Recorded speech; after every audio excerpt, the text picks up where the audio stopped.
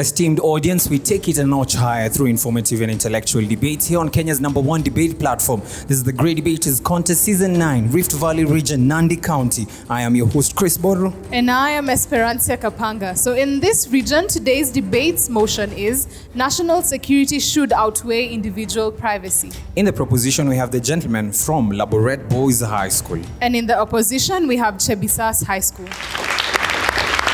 Proposer number 1, you have 3 minutes to make a statement. Honorable judges, House of the Proposition, House of the Opposition. Thank you. Collins Kimutai, Laboret Boys High School. National security should outweigh individual privacy. National security is the defense against violation of human rights, external attack and internal attacks.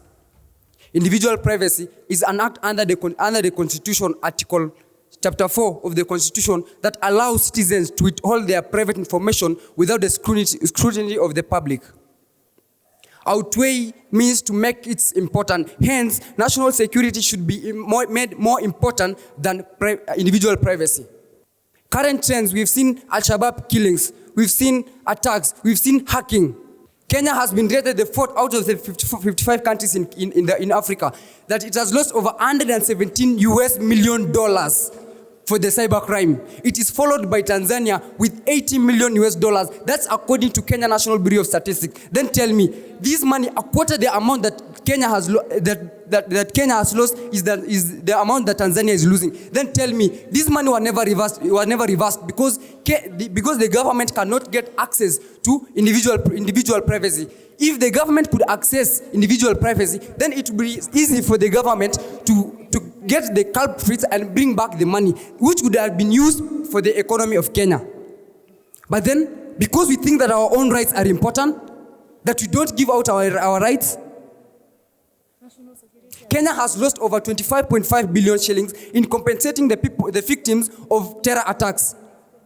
There were people who were killed. There were 159 students who were killed in Garissa. And it was noted by Collins, according to standards of 15th July, that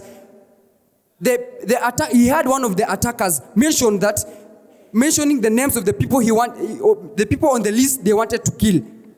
It was then realized that there was somebody in among the vicinity of the university that leaked out the information about the university, giving out the names of the leaders of the university, giving out the name of the vice chancellor of the university. Then tell me, how can we prevent such attacks? How can we prevent internal attacks where people communicate, where people detonate bombs, where people kill each other? It's painful. See, let's give out our information so that at least the government can focus on other parts of security. We can economize our country. We are losing a lot of money because we think that our own rights are important. John Locke said that a government is like a social contract, and we sign them the moment we give them the power. And at times, the government must infringe some of our rights so that we can gather for our security. A lot of deaths are being recorded because we think that it is important for us to have our privacy. Then tell me, what is it important? How will rights do me good when I am dead? Nothing. Thank you. First proposer, you have 3 minutes to make your submissions. Benjamin Franklin once said, "Whoever gives one right for the other is someone who does not deserve to either have one of those rights." And M. Emmanuel vehemently and vociferously opposing the motion that states national security should outweigh personal privacy. Why am I saying national security should not outweigh personal privacy? Because of the word outweigh.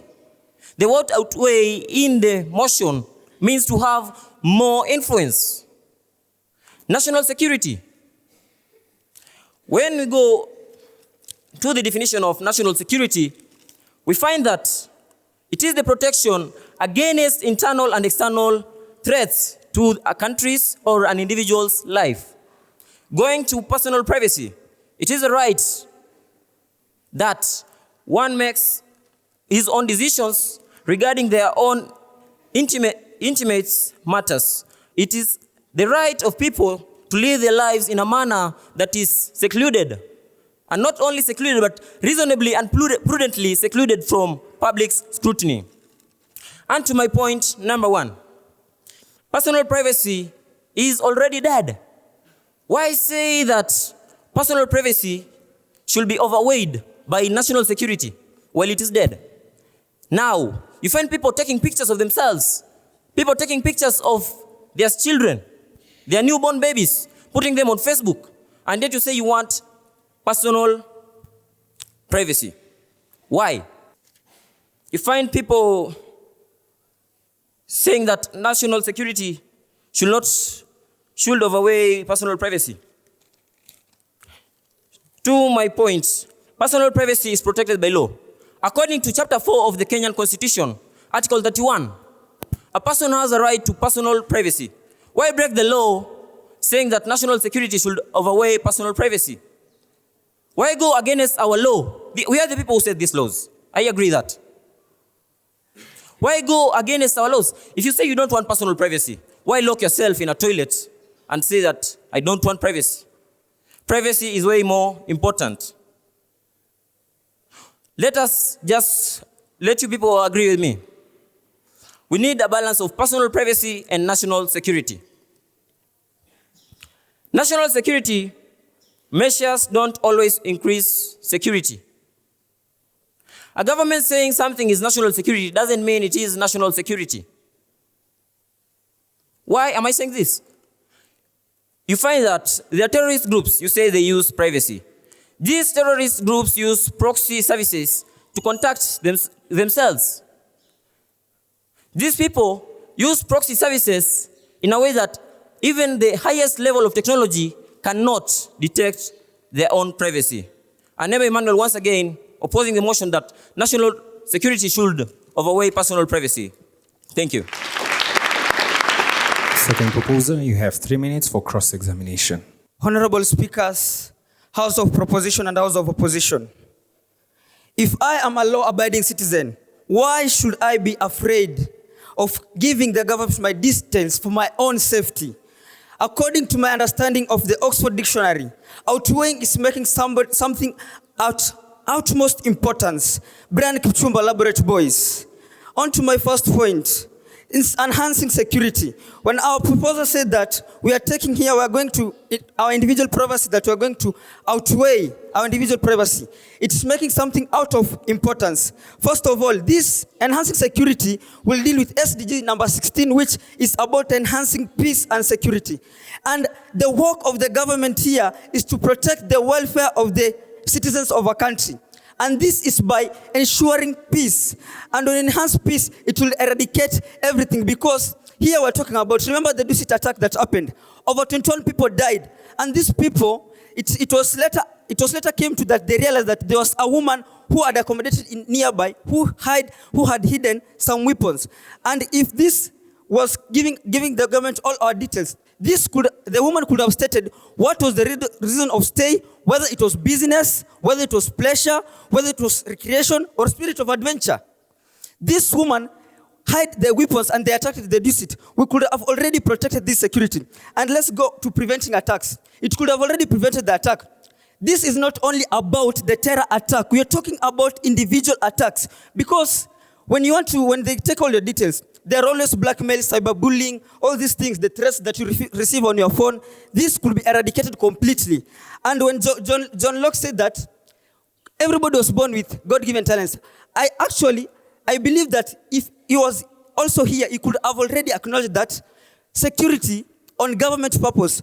Government is a contract. They are here to protect the citizens of our country. For example, if right now I'm being taken hostage and they tell me to leave all my belongings, to strip myself, I'd rather walk away naked and they leave me alive, because I believe that I must live. Security is better than my privacy. And privacy is not all about yourself. You're talking about your life. Thank you. I rest my case. Second opposer, you have 3 minutes for rebuttal. My oh my, the view from up here is amazing. It is I, Ray Omonya from the Chebisaas Boys High School, ready to oppose the motion that states national security should overweigh individual privacy. I would like to correct my colleagues. Outweigh is to have more influence over. To begin with, we are looking for balance. In 1989, December 5th, Rashid Hassan, a resident of a camp, had noises at his door. He opened them. He got killed, leaving 3 children at the house in front of each and every one. Rashid Hassan was only violated because they thought he was Somali. Yes, they thought he was Somali. When I tell you the word Al-Shabaab, what comes to your mind? Yeah, Somali. And then they want to access our privacy, and then in the name of national security, do that again. I think not. National security wants to give us an excuse.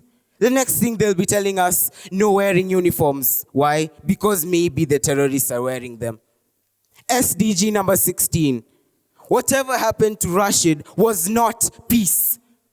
I thought SDGs was supposed to be for peace, to make this world a better place. I do not remember killing people being peaceful.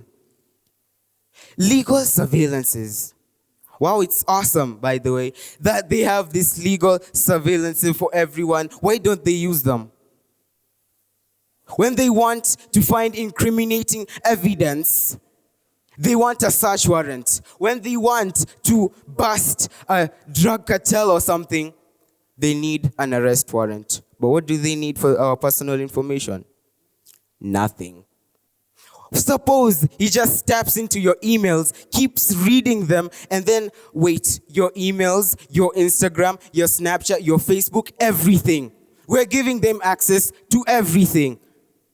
Well, I might not be the best person, but maybe these things fall on the wrong hands. So maybe they'll come to you, look at your email just for fun. Just for fun. Just look at what you keep doing. They look at, wow, you sent this message to this guy. And whatever that message is it's my business, not yours. So no, I'm not ready to give out my privacy just because we're getting external attacks from everyone. No, I'm not. Again, Ray Monya from the Chebisaas Boys High School rests his case. Thank you.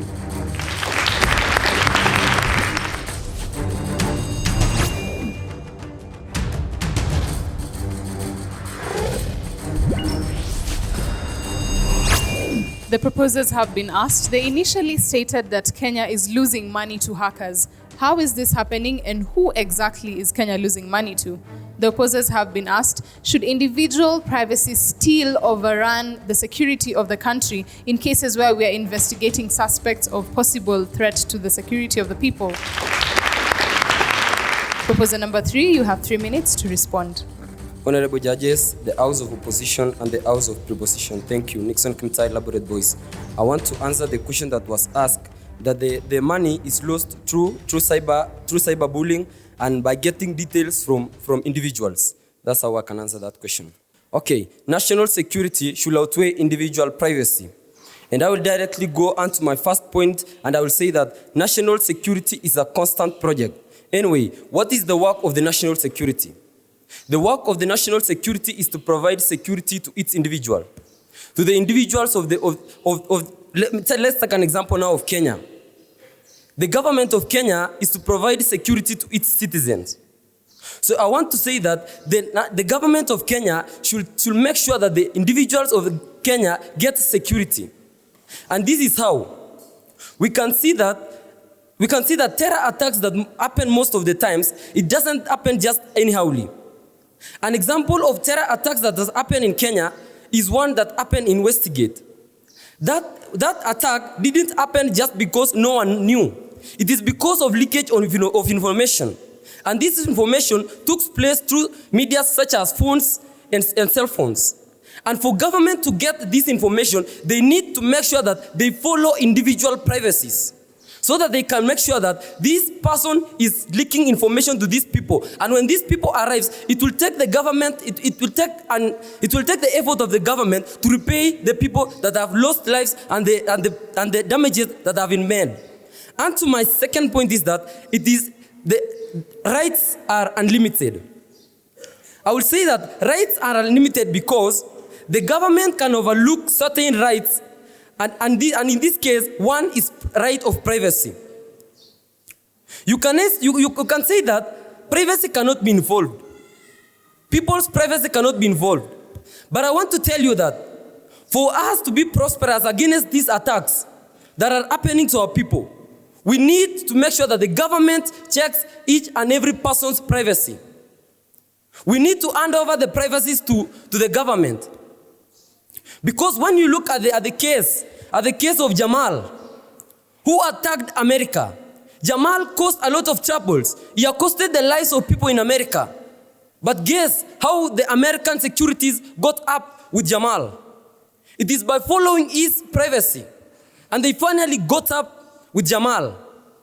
So I want to tell you that the government must check our privacies in order to get the people that are accosting our nation. I want to tell you today that our government must be vigilant. And vigilant in this case is whereby the government must notice what are the causes of these insecurities. Thank you. Third opposer, you have 3 minutes to respond to your question. You said rights are unlimited. Chapter 4 of our Kenyan Constitution, Section 31, it talks about our privacy.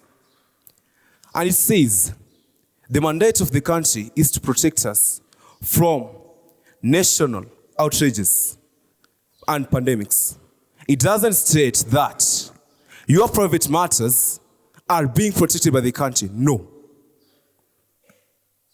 A question from the audience has asked that, what are we hiding? Yes.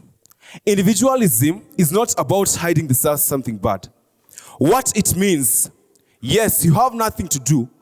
What if that government gives you the space, leaves you alone to do your own matters, and not be forced to do something bad? We are all human beings. We are created by God. That's what I believe. We are being protected by laws of our country, our constitution, and the constitution belongs to the people themselves. Our security lies in our hands, not about the government's security. The Garissa attack, a good example to be used. Before the year 1992, students finished Form 4, and they were taken for paramilitary training by at the NYSA. What if the students who at Garissa University had already received paramilitary defense skills of which to protect themselves? Individual protection comes first, not about the national protection. You cannot start protecting millions when one person seated down, one person in that village, that small place that is not written in the Kenya, that even if you use Google Map, you cannot get it. No. It's better we create individualism. Let the government not meddle in our own issues. Let us be free from the government. Let my view, I think the Constitution of Kenya creates that. Say my choice. I have the right to do what it takes. I have the right to say what I want, but to a limit. That's what we don't want overweighing, but we need that balance. The balance between national security and individual privacy. Not about national security overweighing our individual privacy. No. A good example. Google this word. How to make a bomb. And Google, what if I have a bomb in Kenya? Which one will you be arrested? Obvious, if I have a bomb in Kenya. But actually, I wasn't asking that I had that bomb. The thing is, I was asking, what if I spotted that person? Or what if I made that bomb to be used in guarding Kenya against external attacks? I rest my case by saying, We do not need overweighing of national security than individual privacy. No, that is wrong. We are Kenyans, and the law provides that privacy and my rights comes first. Thank you.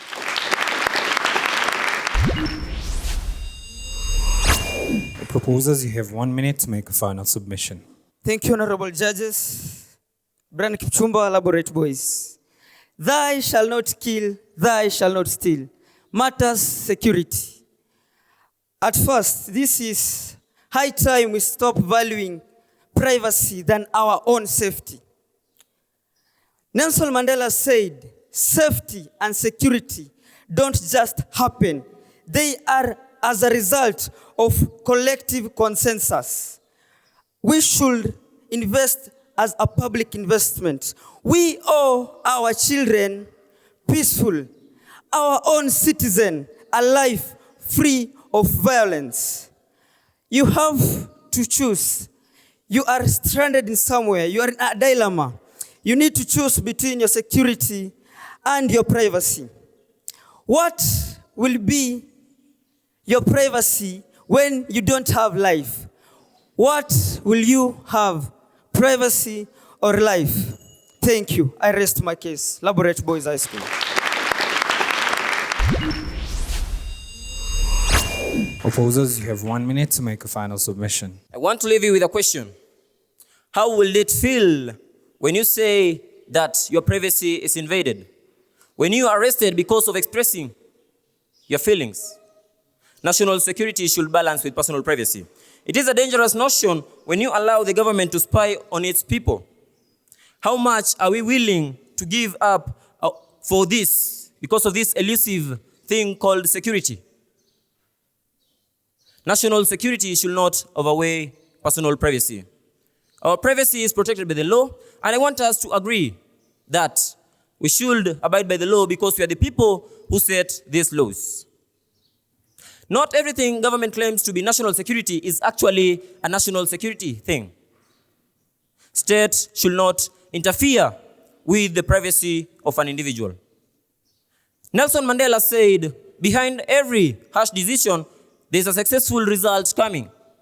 If we choose to balance between national security and personal privacy, then we shall have a successful future as the people of our country, as the people of this world. Anembe Emmanuel, thank you.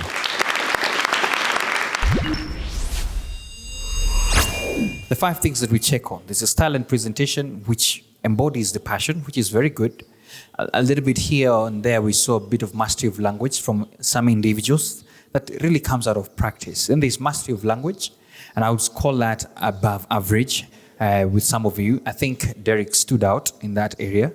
Passion, definitely I've spoken about it, and conviction. Now, when it comes to mastery of topic and coherency, I think that's where now the debate is all about. And I feel from where I sit, the motion was not done justice. Why? We're talking about national security versus individual privacy, a motion of a comparison of identities. Now, look at this. Yes, there was a fair definition, I think, from the first team about national security. But the question still stands out. When you give examples, first of all, and that's now where it comes to the levels of research for your mastery of topic, can you validate that? For example, Roy, I think you came and said, is it Roy or Ray? You came and spoke about Rashid. I was left asking myself, who is Rashid? Okay? And what has Rashid done? All right? Then I had Nixon talk about Jamal. Jamal is a very good example you gave, all right? I think in America. But now my question is this. Where is this source, all right? Then what did this American government do? What was this privacy that was, avoided or infringed in? Those are the levels that I wanted us to hear about. And so for me, I want to say this. There was a little bit of straight statements because they were not validated. And so the motion was not justly done. As I said again, you did very well on the first 3 levels. But on these other 2, which improves, talks a lot about your coherency and mastery of topic, there's a bit of improvement to be done. I've seen somebody here come with a very big notebook and even forget where the notes are. I just don't even want to go to the persons. But we could have done way better in terms of research. Passion, excellent, okay? But in terms of research, you could have gone more deeper to give us more detailed examples. Now, to the numbers. Laboret Boys High School. The judges awarded you 64.7%. Let's give them a round of applause. AIC Chebisaas High School. The judges awarded you 64.9%. Let's give them a round of applause.